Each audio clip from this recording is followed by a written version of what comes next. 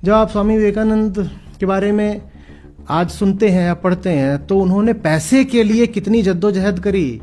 हमको लगता है कि नहीं, हवा से पैसे उतरे थे, काम अपना हो गया था, हम कोई पूछते ही नहीं। उसकी बात हम बिल्कुल छुपा देते हैं और जो हमने छुपा रखा है उसी में एक दर्दनाक कहानी छुपी हुई है। दीवान जी महाराज, रुपयों की जरूरत है, भले ही थोड़े से मिल जाएं जिससे काम तो शुरू कर सकूं।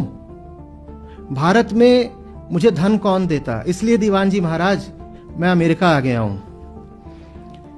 आपको याद हो कि सारा धन तो मैं आम लोगों से मांगता था। धनी लोग मेरी बात समझ ही नहीं पाते थे, तो उनका धन तो मैंने अस्वीकार किया। आम लोगों को उठाने के लिए स्वामी जी का सारा काम था, तो आम लोगों के सामने वो जाके फरियाद करते थे कि धन दे दो ताकि संस्था बनाऊं, आगे तुम्हारा कुछ कल्याण के लिए करूं। और आम लोग स्वामी जी को कोई सहायता नहीं दे पा रहे थे। कह रहे मेरे देशवासी मेरे लिए इतना भी नहीं कर पाए कि कह दें कि मैं हिंदू धर्म का प्रतिनिधित्व कर रहा हूं।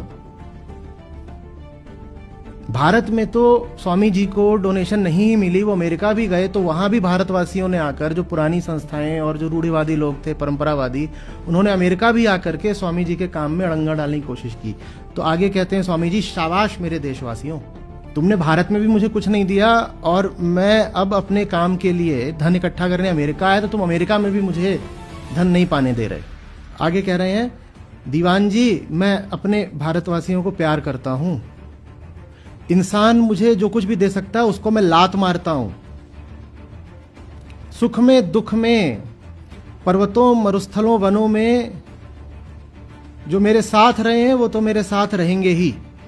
अगर मैं नहीं सफल हो पाया तो भारत में कभी आगे मुझसे भी कहीं योग्यता संपन्न किसी और वीर का जन्म होगा जो मेरे कार्य को संपन्न करेगा।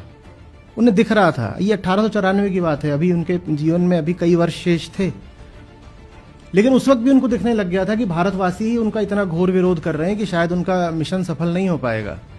तो फिर उन्होंने भी भविष्य से आशा रखी कि मुझसे नहीं हो पाएगा तो मेरे बाद कोई और आएगा जो मेरा ये जो काम है संपन्न करेगा।